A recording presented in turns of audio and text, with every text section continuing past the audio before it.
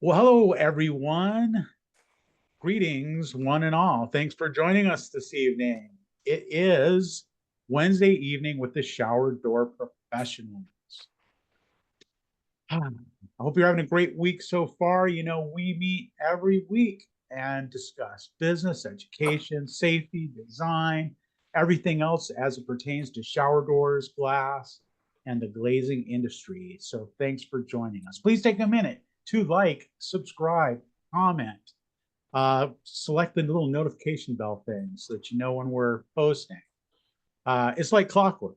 We're here every week. And tell a friend, some shower door people out there, they don't know about this. Man, they're missing out. And we don't want them to miss out. So tonight's topic is going to be entrepreneurship.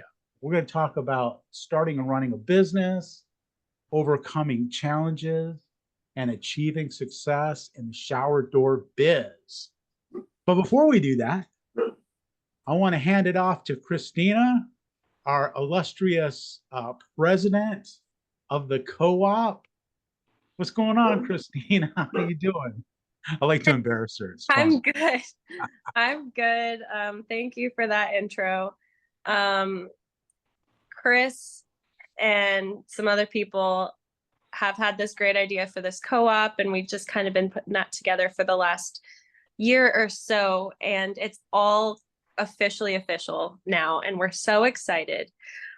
What's great about the co-op is now that we're officially official, you can get in at the ground level by joining before the end of the year.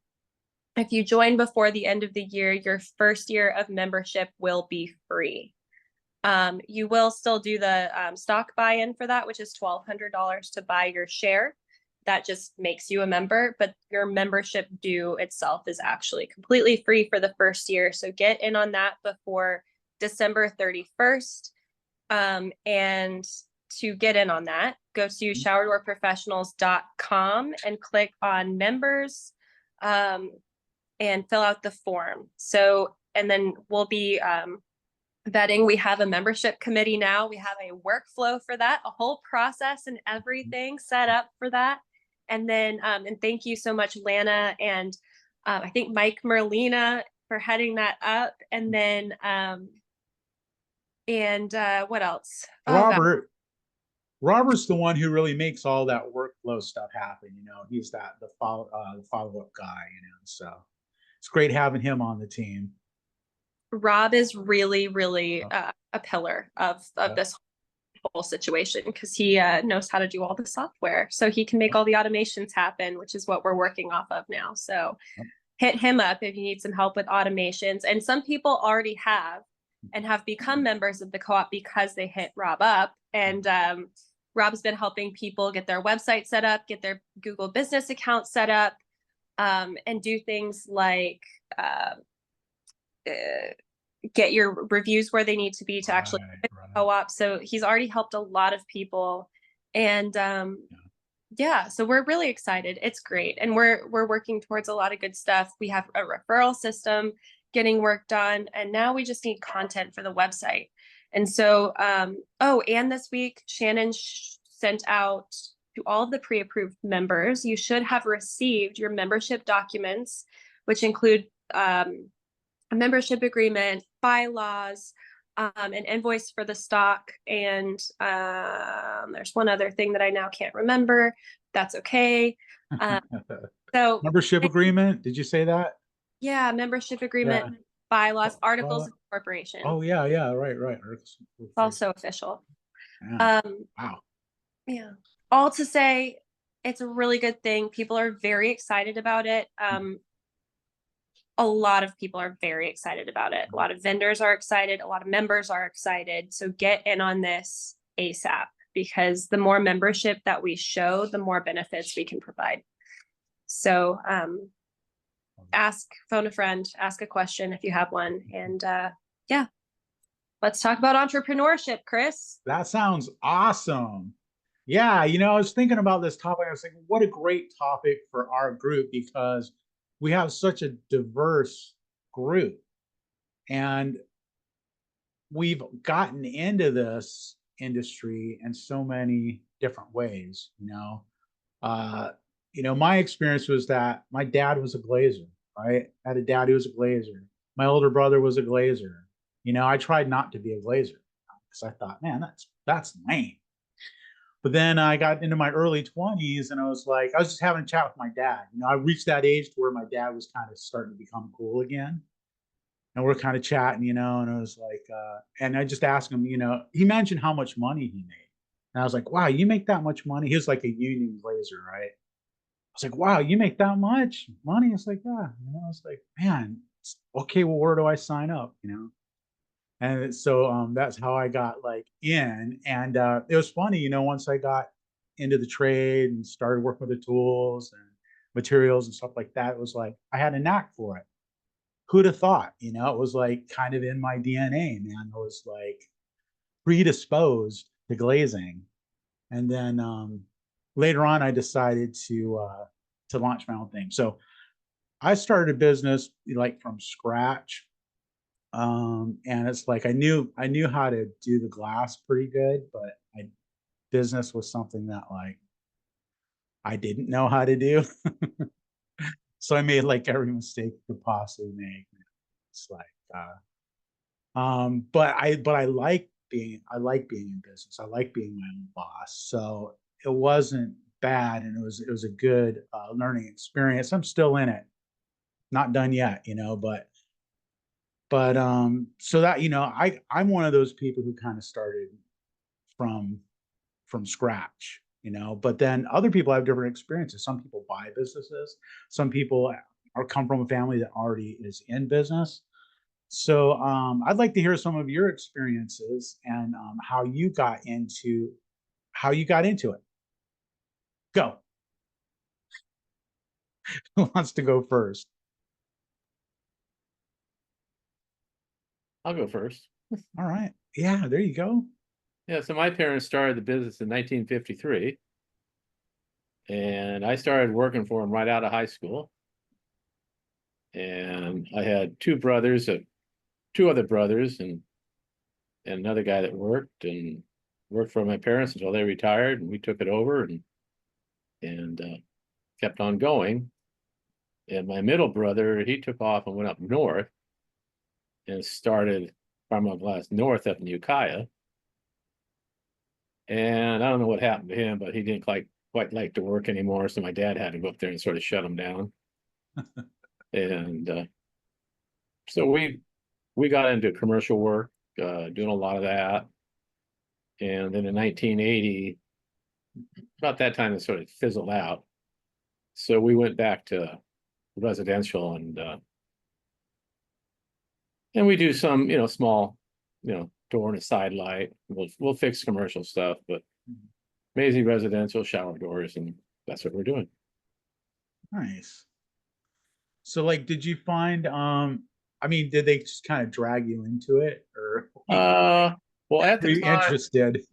at the time, my dad had a partner, and then one brother, he went off in the Air Force, and the other brother went off in the Air Force, and then so I started working for him, and then he had bought his business partner out, so I was sort of it, and then we hired another guy, and just went from there. And then my brothers came back from the service, and worked in the glass industry. They needed a job, right? Yeah, and we were union at the time. Right. Yeah. So still got good pay. Yeah. Yeah. Then we got out of the union, and they didn't like that. Yeah. So yeah, I've done that. I've been in the union, been a union member, I've been non-union, it's yeah, they finally had I've done both sides. There's pros and cons to both. Oh yeah, they finally had me pay me my I was vested in the union, so right. they finally had to start paying me my retirement pay. Nice. Well, that's cool. Cool. Thanks for sharing that, Tim. That's cool. So yeah, Tim came from a family that was already in the glass business and just kind of has taken it over. Tim, how was the transfer of ownership from your parents and whatnot to you or whomever owns, how did you guys handle that part of it? We had an attorney and they, you know, worked it all out. We're supposed to pay them so much, and sort of at the end, they just gave it to us. Yeah. And I had part of the deal was my brother's shop up there was tied into our, we were owners of that too, but then he went belly up, so that sort of, put a wrench in our profit and loss statement because we had that, dragging on forever. But Good towards the question. end, we just, we quit paying him.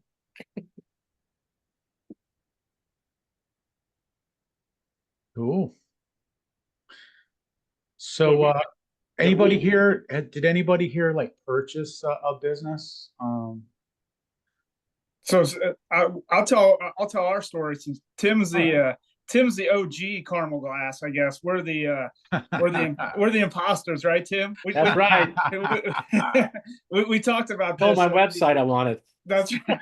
that was my wife's doing. First thing she did about when she first started with us, like 21, 22 years ago. So we my in-laws actually started the imposter caramel glass here in Indiana in 1980. So we've been around since then, but they sold. We actually bought the business in 2000. Well, almost 2020, right in the middle of COVID, basically. So they just kind of threw their hands up and said, "We're out of here." They were in Florida, so we took it over then. We'd been in the process of doing it, but so we purchased the company. Nice. So what was that like? I mean, what business were you guys in before? I mean, was there a family trade before you bought into a glass business? No, I mean, I've been working with them since 2002, and then when our middle son was born, my wife came to work for us. So we've been. I mean, she's been there. I mean, she grew up in the business. I mean, our general manager's been there for almost 35 years. So he practically, raised her almost. So we had that going for us. But so I've been there for a long time. My dad built houses. So it was kind of, it was kind of I was already in the construction. Yeah. Yeah. But we did the whole thing. I think Daniel was kind of asking about that, buying a family business. We did the whole attorneys, SBA, SBA loans, all that kind of stuff, agreements, they still own the land and the building and things like that. So we still rent from them. So yeah. So it can get pretty complicated. Yeah. Did someone from the old company stay on like for a period of time as like a consultant sort of a thing? No. So that was right in COVID. So we took it over in July. The whole staff stayed on. So we've got besides ourselves, 16, 17 employees. Like I said, our general manager has been there for over 30 years. We do in-house accounting. She's been there 30 years. A couple of our installers have been there, 25 years, longer than I have. Okay.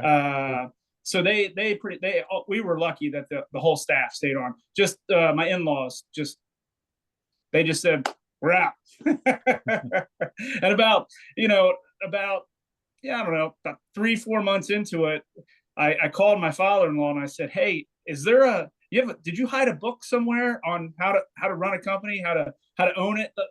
I'm going through all these desks here and there's nothing here that says what I'm supposed to be doing." So yeah. Oh man. I'm sure everybody can relate to that. Yeah. I can. I don't know about everybody else. But... Cool. Thanks for that. Thanks for sharing. Yeah. That. Anybody else want to tell your story? I think we pretty much covered the bases. Like that's, starting your own business from scratch. Getting into a family business, right? Or purchasing a business that's already in existence. Is there some other way that you could wake up one day and find yourself owning a glass shop? Mine kind of goes back and forth a little bit.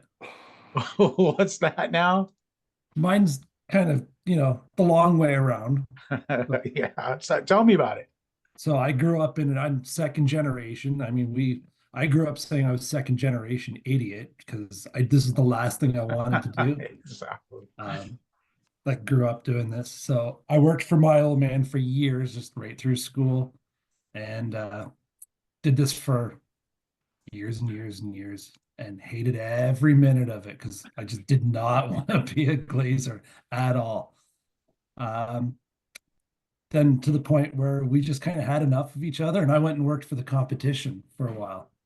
So I did that for a year, and then he asked me to come back, and then had me kind of run another division of the company, and then ran that, owned that company for a bit, probably about 4 years. And then that dissipated, and I went back to the competition and then kind of managed their service department for 10 years. And it was a fairly large company. It was a company of 50. So it was long-standing. I was happy there. And then another opportunity came with another company to buy in with them and start a division with them. So I was going to buy in with this other company and did 5 years there. It never panned out to anything. So between ping-ponging back and forth, I kind of said the hell with it and started my own. And that was 2 years ago. And just a little over 2 years ago. So I just started, mine was, simple, me, myself, and I, man in a van, and now we're full shop and 6 employees and pulling our hair out. And I don't answer to anyone. I don't share anything. I own it wholly, and all the responsibility is mine now. So it all lays on my shoulders. Yeah, so now that's a different thing. So like you came from a family that owned a glass shop, Yeah. and you didn't take it over. You No. started your own. In the end, I started my own. Yeah. All right, cool. That's something I hadn't even thought of. Where are you Yeah. That's a located? good angle. I'm just an hour west of Toronto. Okay. Wow, okay. Toronto. Right. How's the weather right now? It's snowy. It sucks. I had a feeling it was probably cold. Toronto, it's green. There's grass. It's still cold, but there's grass. But right where we are, we've got hit with probably about 8 to 10 inches of snow. Not like Buffalo snow, but we're getting snow. How is it working in that type of weather? Awful. The With- older you with get, the glass. worse you hate it. I mean, for the service work, it sucks because when you're trying to we did a lot of service, not so much now, but back in the day, we used to do a lot of service work, and we would be doing door lights, and we would try and cut like lammy glass on the side of a van in freezing temperatures, and that was awful. That would suck, dude. How about Oh, yeah. mirror mastic? Oh yeah, I mean, you'd be sticking it on the dash with the defroster on, trying to get stuff to warm up, or We used to put it in the engine to warm up on the way to jobs. yeah. That Or works just too. even when you were setting frames back in the day, and just like the aluminum would sit outside overnight, and your Oh, fingers. then you hit your hand or something. You hit it. Oh, yeah, that's there you cool. go. With the Yeah. storefront metal. Oh, that shit Your hurt. fingers stick to it when you Oh, grab hell it. Yeah. Put your tongue on it. Yeah. yeah. You're not a real glazer until you do that. That's right there. That's your certification of being a glazer. Is that? Oh yeah. There you go. Well, that sucks. It's weather like this that if working for the Dobmans wouldn't be such a bad idea right now. I live in California. It doesn't get that cold, but when it gets cold, I don't. Cold is cold, man. Yeah. That metal gets cold, it just sucks completely. Yeah. Cold is a relative term. Depends on what Yeah. you're used to, right? Yeah. Yeah. I mean, this morning I woke up, it was like 40 degrees outside. I'm like, oh, damn, it's cold. Yeah, that is cold. That's like how cold it is in the refrigerator. Yeah. It's California, man. You guys, hey, what's so great about living here, man? You got the dumb politicians, but you got great weather. Everything else is better. Yeah, I like it. So how about overcoming challenges. So what are some challenges that you face as being a business owner? Like the main one, and how have you overcome that challenge? Employees. Oh yeah, talk about that. Employees. That's all I gotta say. Employees, nothing else. Same thing. A one word book. Yep. Well, and like, I think, I don't know about you guys, but probably your successful businesses are relatively so. And that's largely because of your employees, and us too. We have incredible employees. I love our guys, but every morning, even with just 10 guys, I get a text from somebody that something is Yeah. a flat tire, They're sick. or something. And it's just like, y'all, like, pull it together. So we always now have to have like a backup something. Mhm. And because life happens, but life happens to 10 people. And so it's just like a round robin of when your life is happening. So I don't know how you guys deal with that, but that's the hardest part for me, and sounds like Adrian too. Yeah, I had one guy that would text me, Monday morning, I just turned my phone off. Because he had texted me at 4 o'clock in the morning, oh, I don't feel good. And I tell him, I'm not awake that early, so no. All right. It's important for me to know that for you. Yeah, and now I get up every Monday morning, and he's long gone, and my guy shows up, and he's here to get a parking spot, and he's ready to go. So I had a guy like that one time. Oh, it doesn't work. The COVID came around and he left with it. I'm like, oh man, that was a blessing.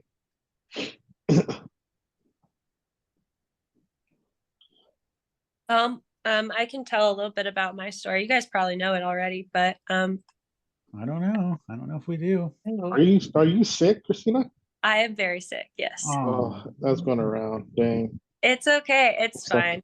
It's just like lots of Dayquil. I just sound bad. I feel fine. Hey, boil some pineapple skin with some honey and some lemon, and that'll yeah. You'll be back to work tomorrow. I'll be at work anyway. Yeah, We right, don't one get way sick or the days. I mean, my dad gives us sick days, but like, you don't get a sick day if you're a manager. So, anyway, my dad started the shower door guy officially in 2011, and he had been doing shower doors with another company, but he started out of the garage in 2011 and had to kind of strike up deals to be able to get glass delivered to the garage and all kinds of things.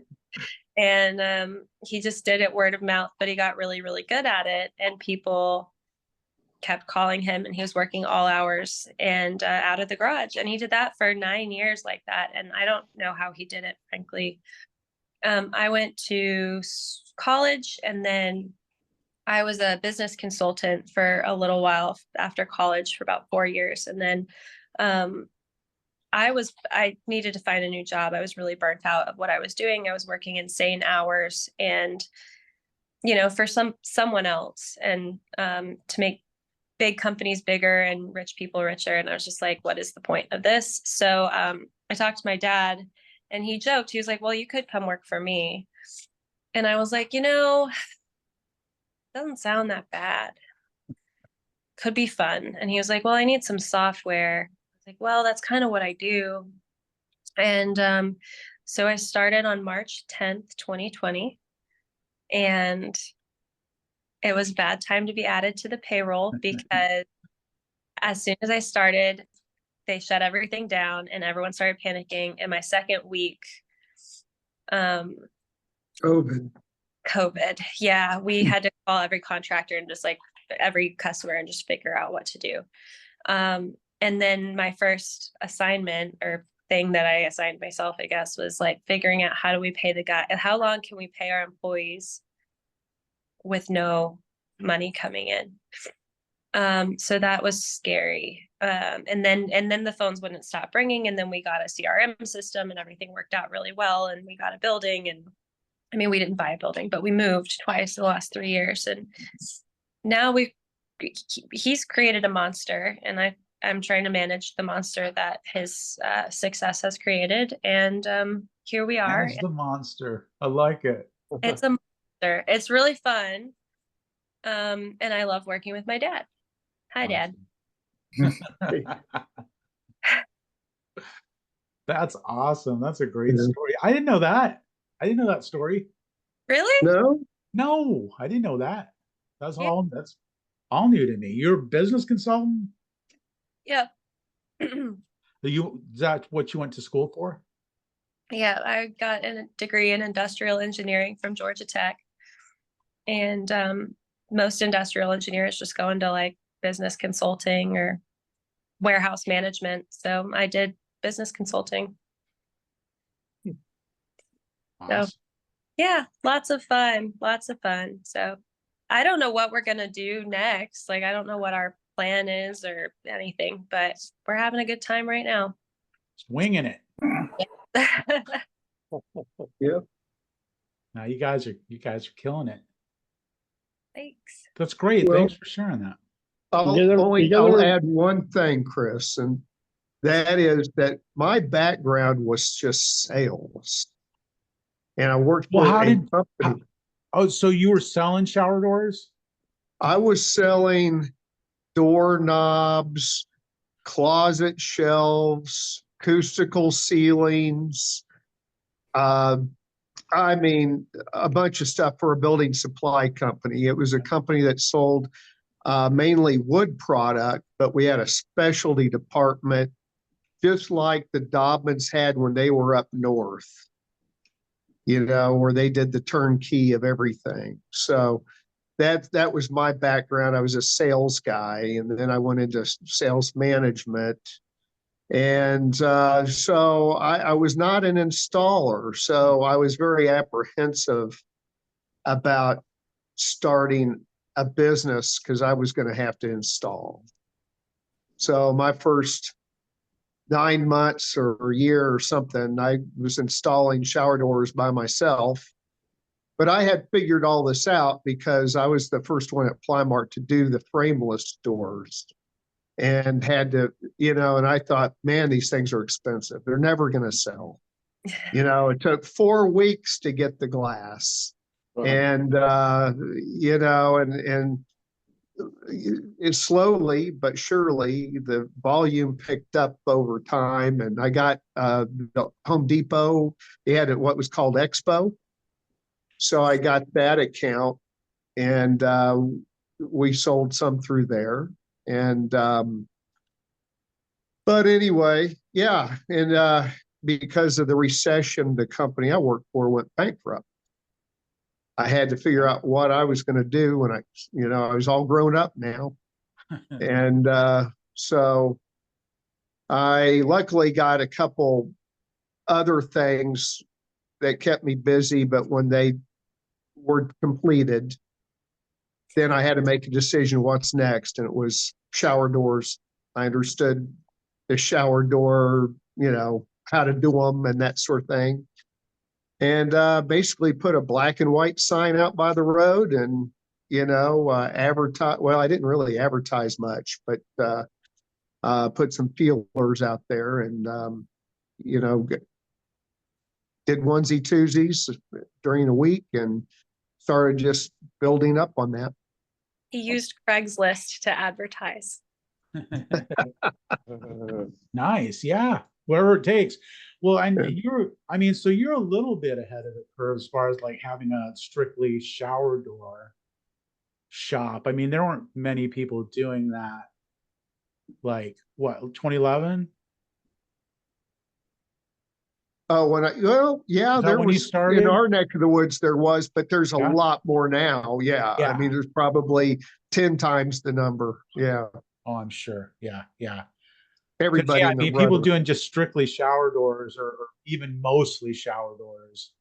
I don't even like, yeah, Everybody thinks they're a shower door guy because they can buy them at Home Depot.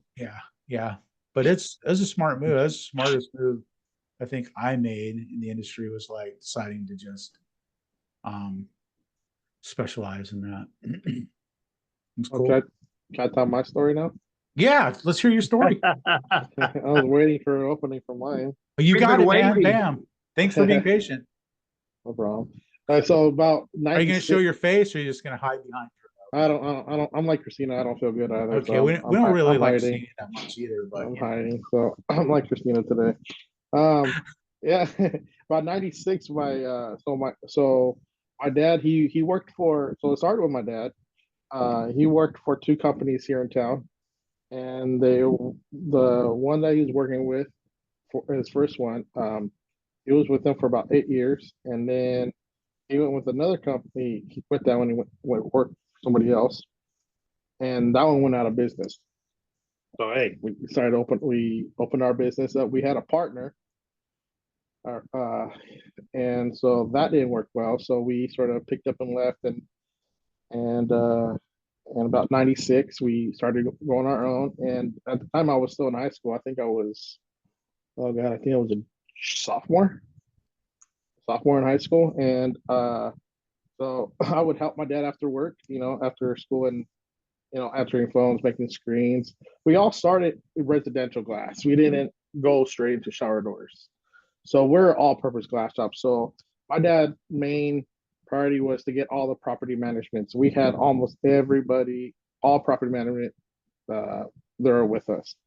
So we did all the basic broken windows, IG units, like a screens. Every once in a while we do a shower door, but our shower door were just WBS semi-frame. Because in 96, the frameless shower doors were not really in the market that big at that time. And if you did get one, I mean, you were paying like $6,000 almost for frameless back then. That was crazy. But anyways, so when I turned 18, my dad bought me a truck, gave me the keys. He goes, "Hey, now go make me money." And so since then, been out on the road doing broken windows. Like I said, we have a guy that still works for us. He was kind of my mentor. I would take him with me. He would show me things, shower doors. I sort of picked up on it. And little by little, I started just growing my my knowledge of everything, how everything went together, commercial and everything. And now, now here we are today. Now we do a lot of shower doors now. Like I'm in charge of the shower door department. That's all I do. My brother, he's with us. He does windows. He does all brand new windows, retrofits, new construction, does all that.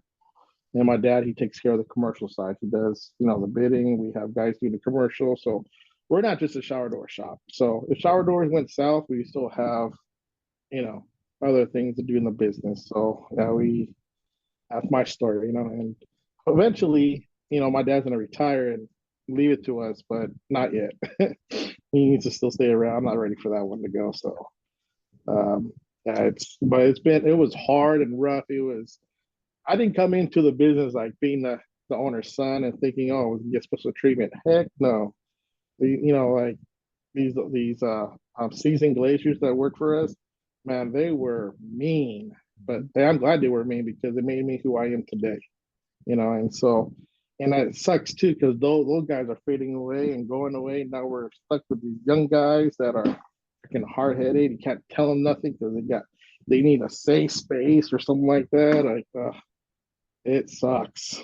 crime room. Anyway, You have a crime room, right? no, I burnt that down. Oh man, smoking in the crime rooms. Oh, yeah.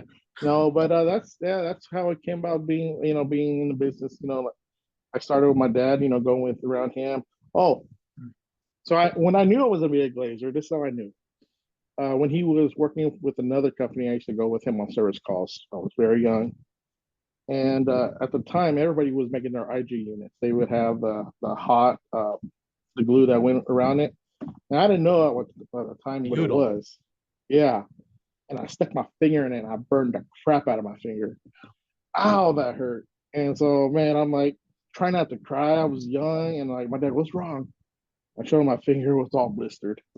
And he took you to the cry room, right? Yeah, I had to.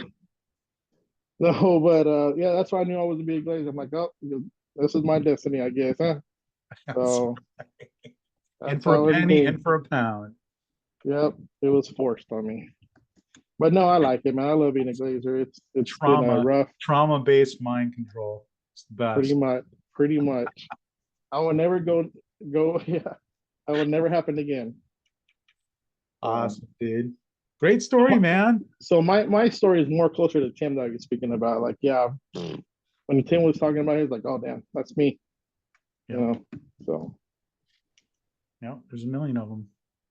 Well, I see. We got Brandon Nicastro here now. This topic is kind of like custom made for Brandon Nicastro. Brandon. Entrepreneurship, starting and running a business, overcoming challenges, and achieving success. What about it, Brandon? You want to talk a little bit about your story? Sure.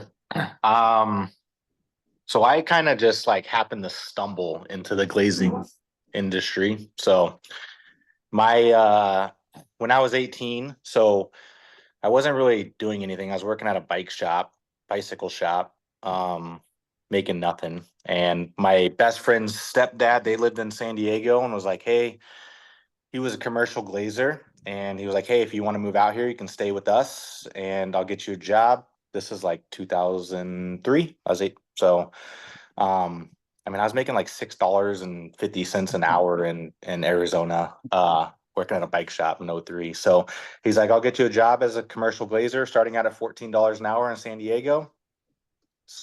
Free rent, sweet. Let's go. Let's see what happens. So I get out there, interview with the owner.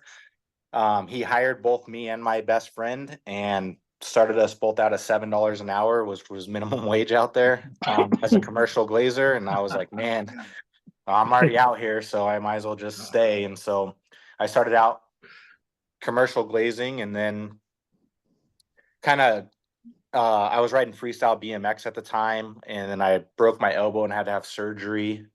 And so I was away from it for a little bit until I was able to come back. When I came back, they didn't have a spot in the commercial side, so they pushed me in the residential. So I learned showers, windows, and all that fun stuff, and kind of just stuck with it for a while. Had a short period where I got out of it to go to school to be a paramedic firefighter in San Diego, and it just kind of was too long of a path. I already had a kid and a kid on the way, so I decided to, and the pay cut was ridiculous to be a paramedic in San Diego compared to what I was making as a glazer. So got back into it, and then ended up moving back to Arizona. Worked for a big commercial company that did curtain wall, and then kind of went on to another company that did bath packs. We did a lot of track homes and stuff, like after paint stuff, where it's just accessories, no closet stuff, but just accessories, medicine cabinets and stuff. Ended up running that division, but they wouldn't promote me. And my best friend at the time, we kind of went different ways in life, and he hit me up. He's like, hey, if I sell some shower doors on Craigslist, do you have a source to get glass that you can install? So I did. We did a couple of them, and then things happened, and I just walked away and kind of just started my own company. And I remember my last day was December 13th on Friday the 13th in 2013. So and walked away and just never looked back, and kind of just put in the work. Mhm. So 22 years later, Mhm. that's pretty much Yeah. it. And Yeah. lot of obstacles along the way, that's for sure. Mhm. I mean, Yeah. what do you think was one of the biggest hurdles you had to overcome? The biggest hurdle was thinking that I can do everything myself. Yeah. Getting upset and be like, I'll just fire everybody and do it all myself, and it'd be easier. But when you get too big, you can't just fire everybody and do it all yourself. Mhm. So that was probably the biggest thing, is just trying to be like, I'm a perfectionist. Like, I want the stuff to be perfect. And the problem with that is entrepreneurs think they're the best at what they do, right? We all have that mindset that we're going to be able to do it better than any employee. But learning to be able to delegate and be able to pass that knowledge along to somebody else and let someone else take the reins that will be able to most likely do it better than you, since that's their full-time job, is to do that, and you're wearing multiple hats all the time. So I would say that's probably one of the biggest hurdles to be able to scale and overcome. Totally. obviously the employee issues. I mean, there's employee issues and all that, but it's just as an entrepreneur, there's roadblocks and you learn to navigate them and adapt and move on and all that. So, and that's where training comes into play. We've had numerous issues recently with employees, but it's just next man up mentality and just guys that have been trained that are able to just to kind of step up into those shoes and kind of just keep rolling without missing a beat for the most part. So, but yeah, I mean that's my story, short story. Yeah. Of Well, I mean, that. that's not like the whole story though. Like, so I mean, where are you at today? I mean, how many employees do you have at your Phoenix location? I think we have 15 right now in Phoenix. We have, I think company wide, there's probably close to 30. Yeah. So, it's a struggle. Mhm. It's not like everyone always looks at a business from the outside and they see social media and even if it's not business, it's personal. Everyone thinks that everything's perfect, right? Man, that person's got it going on, like everything's perfect, but there's struggles in everybody's business and just people don't post about their struggles and all that. So, and entrepreneurship's lonely because not a lot of people you can talk to. That's why the calls are good because everyone on here is an entrepreneur. They're in business for themselves. So it's Sure. it's good to be able to have a support group. So so yeah, Yeah. it's it changes day to day, as everyone knows in business. I mean, you just got to navigate Yeah. and be able to kind of pivot and move on. Just guy might call in. What do you do? Can't just cancel the day. Figure out who's going to do it. What you're going to pass along to someone else. Someone might work later. Mhm. You know. So, Right. but So that's yeah, I mean, it. still on the journey, right? I mean, you're like 11 years into it. I mean, you've got, you know, a, a, a, a long way to go. I mean, you've come a long ways, but you still got a long ways to go. I mean, if you, Yeah, I mean, there's still the drive. I mean, there's times I'm sure I know everybody's been there where they're just ready to give up and burn the place down and sell it and go work for somebody else. And I've been there plenty of times myself. And it's just you talk out loud to some people and say that stuff, but deep down you're never gonna do it because this is what you do. So um it's just it's all part of the journey. yeah, nice. It's not the destination, it's definitely the journey. All right. So we're talking also about the struggles of this. And Brandon, my question is, do you have somebody dedicated for human resources? Yes. We have a company And that we use. Mhm. so you use an outside company. Mm-hmm. Okay. And So at we what point did you start doing that? about 5 years ago, 6 years ago, maybe. How many employees at that time? It was two locations. Phoenix, we probably had 8 employees, maybe. So, and that was our largest location. The other one we probably had 2 or 3. So, Okay. About 10, um, 11, 12.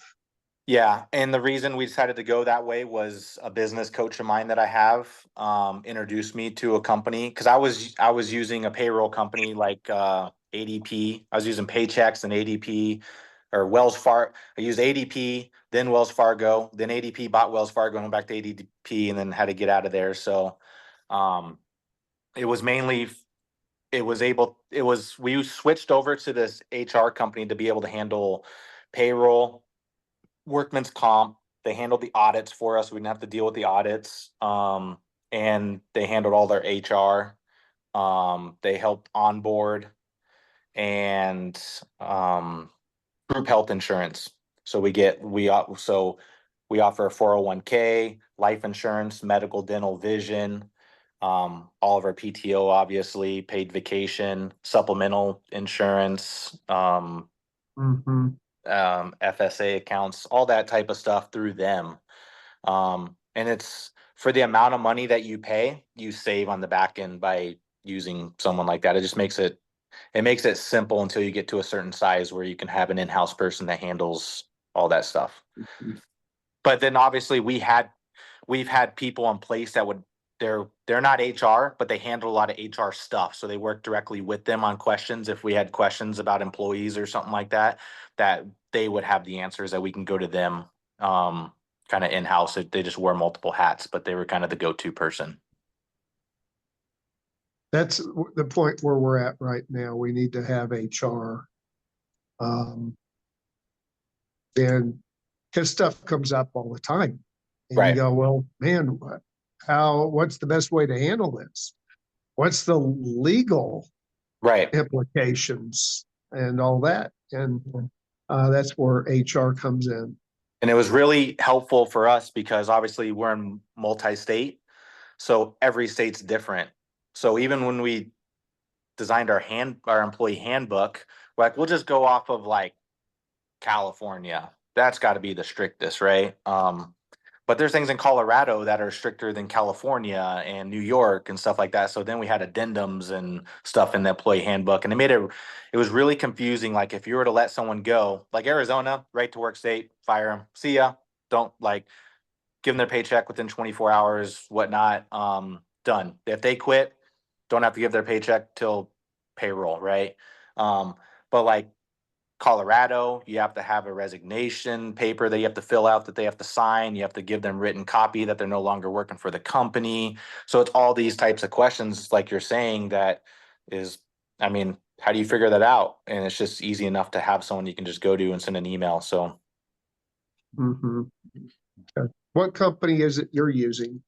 we use a company called CBR, Creative Business Resource. They were just recently bought by a larger company called Digital One. I don't even know the new name of the company, but it was CBR, and they're out of Phoenix, but they're nationwide. And really, what it is, it's just a portion. They just charge you per employee. So like every time you run payroll, it's a fixed cost per employee that you run. There's like anytime you hire someone, there's like a small fee to onboard them. But it's pennies compared to what you save in group medical for employees. Like it offsets the better rates they get in workman's comp, just different things like that. Good. Thanks. So, yep. Good info. Look at that. Them employee hurdles, man. Those are getting over those. Yeah. They're fun, right? Yeah, it's good to have some, a company to manage that for you. For sure. I mean, we've had a lot of weird situations, it's been a crazy year. I'm ready for it to be over. It's been a up and down year, that's for sure. It has been a year. We had an employee that got in a car accident. Someone hit him head on in Colorado this year and killed him with his wife and daughter. And his youngest daughter that was a year old lived, just her. But they helped us out through that. I totally forgot that we pay life insurance for all of our employees. So there was a life insurance policy on him for his daughter that totally forgot about that they handled. Yeah.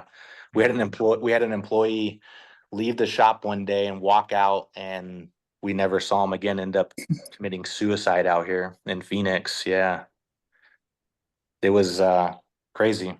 He just got fed up and walked out. His son-in-law worked for us and just left, and they found him a week and a half later. So wild year. Tough out there, man. Yeah. Then So, but yeah. So that's my story. There's a lot more to unpack, but we need more than an hour. Yeah. Good Reader's Digest version there. Right. Hit the highlights, Thanks, Brandon. I appreciate that, man. Yeah, no worries. Yeah. Yeah, it's cool. We got a pretty diverse group here. Anybody else want to give a little? I'll share a little bit about us. All right, cool. Well, I'm not technically the owner yet. I'm working on it, I guess you could say. But my family business was started similar to Brad's, but my dad came in from the same company with Brad and them as an installer. So he came in on the technical side of it, installing everything, and he knew zero about people and zero about business. So he had to learn all that. I think I have his book, A Business for Dummies or something like that, at my house now. So he literally had that book with him starting the business. But him and another guy used retirement savings and started the business. And I think that was in 2004 they started, but I don't think they technically opened until 2005. He had been in glazing all his life, but he just got tired of working for the other company. And he got out at a good time because, like Brad said, they ended up going under just a few years later. So it was good timing for him. But that all I remember from him starting the business was the amount of hours he worked putting in. Like he was always home at like 8 o'clock, 9 o'clock, working so hard. And he was only 3 miles down the road and he was working late. So he kind of did all the sacrifice for us on the business side of it and getting it started. And where we're at now is just pretty cool. The struggles we're having now is transitioning, figuring out how to transition from him to me and then creating a vision for that.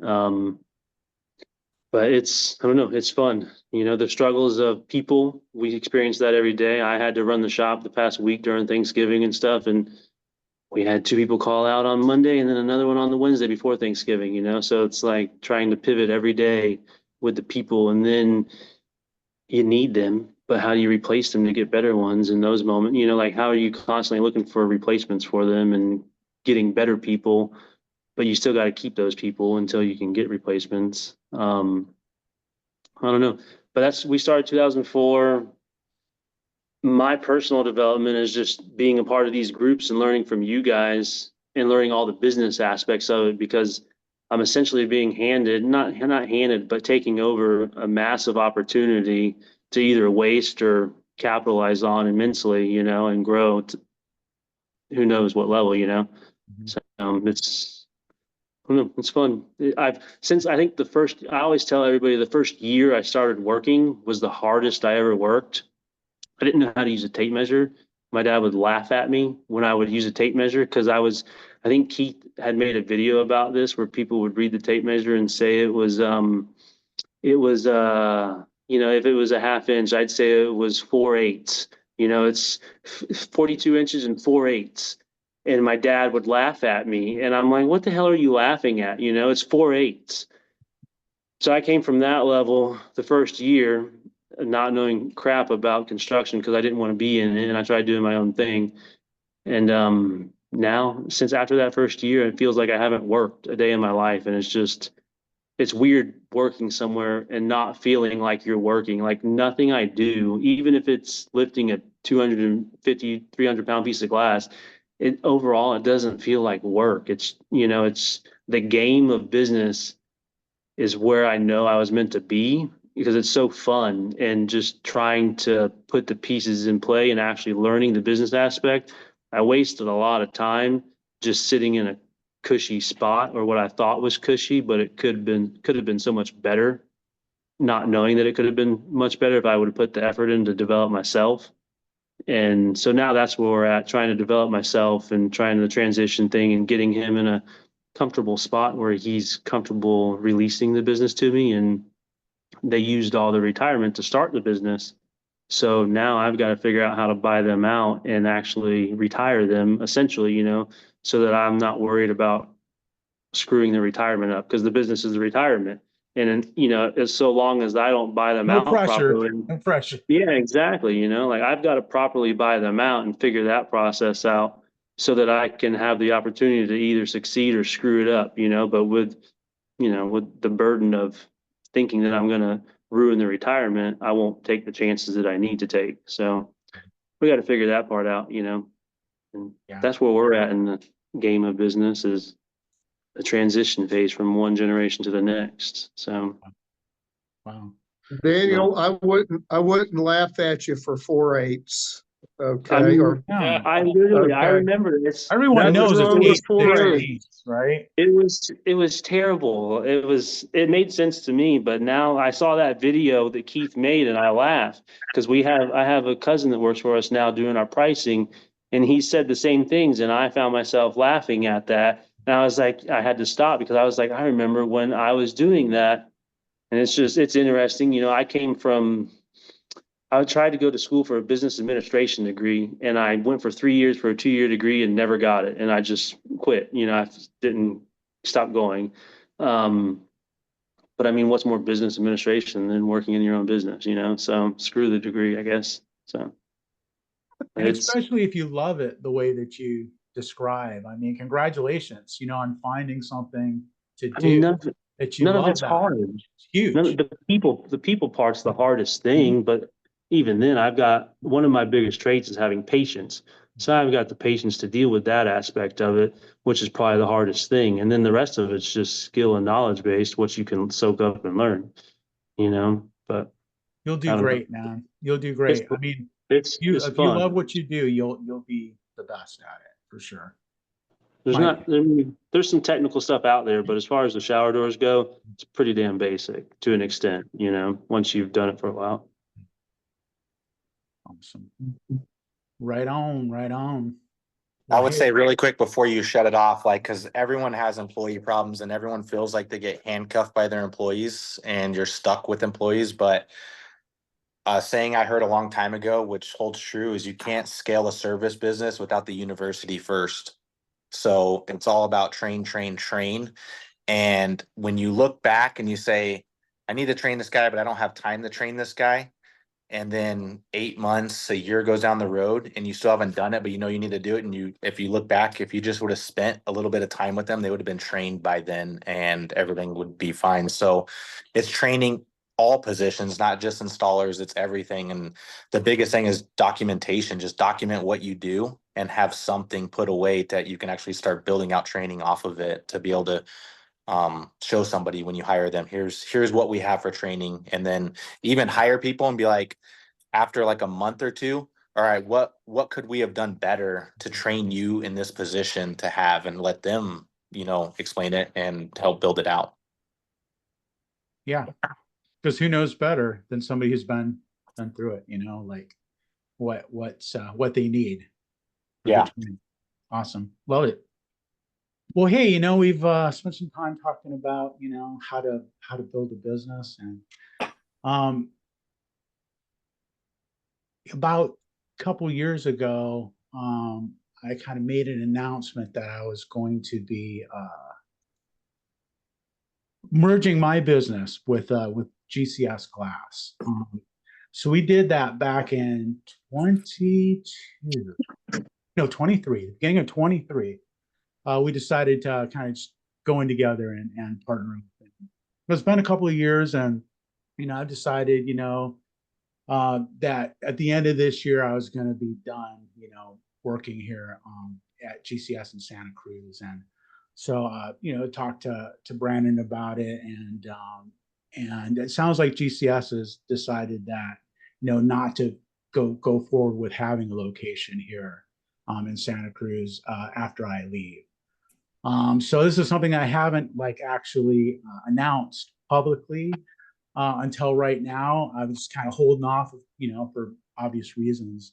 But I'm at that point now to where customers are calling in.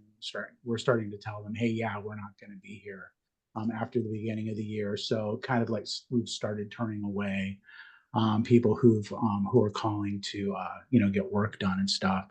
And so I've got some stuff on my plate that I've got to get finished, and then figure out how do you I know how to start a business, how do you shut one down, so I'm going to be learning that, kind of in the process of doing that. So I'm going to continue to be here every Wednesday doing Shower Door Pros live stream. I'm going to continue to be involved in the co-op. I'm going to be available as a consultant, working, maybe a few hours a day, remotely for, whoever can, use me. So word's out, if you think Chris Phillips might be good on your team and I could offer something remotely, I'll be available to do that. Thanks everybody for making this such a great group. I never imagined it would become what it has. And I didn't, I just thought, hey, let me share some of my experience and invite other people to share theirs. And it's been awesome. And I think it's going to continue. And I think it's going to go on for a long time. So thanks very much. Hope your holiday season is awesome. And I think we'll see you next Wednesday.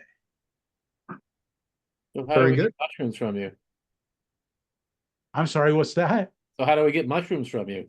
Oh yeah, mushrooms. Yeah, mushrooms. So you can go to santacruzmushrooms.com and check it out. See what's available. After the beginning of the year, we're going to open up our farm here to the public. So you'll be able to come in and see our operation. Like we're going to have a lab set up where you can see how all of the microbiology happens. And it's a blast, man. So this is what I'm going to be doing kind of part-time, going to be kind of semi-retired, I guess. So we're going to give that a try. Are you going to be selling mushrooms to the current day hippies? Absolutely. Whoever wants them, get them. Now, none of the funny ones. These are just gourmet, edible, like the kinds you eat for dinner, right? Yeah. Nootropics. Want there to be any confusion out there? Yeah. Brain health. And yeah, they're good. Yeah. They're good for you. They're good. Yeah. They're medicinal. So, thanks for asking. Congratulations. Congratulations. Yeah. Yeah, Thanks, congrats, you guys. Chris. Really Yeah. appreciate that. You have created an incredible group of people, and we wouldn't be here without you. And I'm so glad you're still going to be here. And you should be really, really proud of yourself. Thanks, Christina. It means a lot to me, more than I can say. All right, you guys, don't make me All cry. right. I'm getting out of here. Yeah. Bye.